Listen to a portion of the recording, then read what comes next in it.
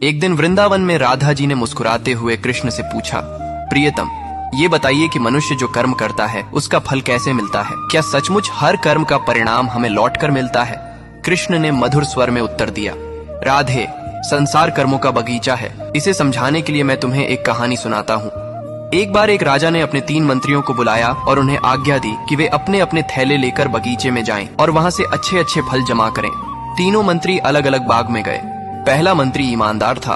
उसने पूरी निष्ठा से मेहनत की और राजा के लिए ताजे, मीठे और उत्तम फल चुने।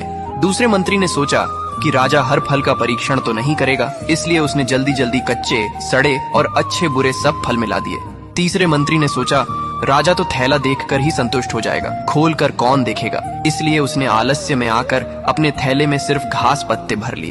अगले दिन राजा ने तीनों मंत्रियों को बुलाया और बिना थैले खोले ही उन्हें उनके थैलों समेत 15 दिन के लिए जेल में कैद करने का आदेश दे दिया। अब वहां खाने के लिए कुछ और नहीं था, केवल वही फल जिनसे थैले भरे थे।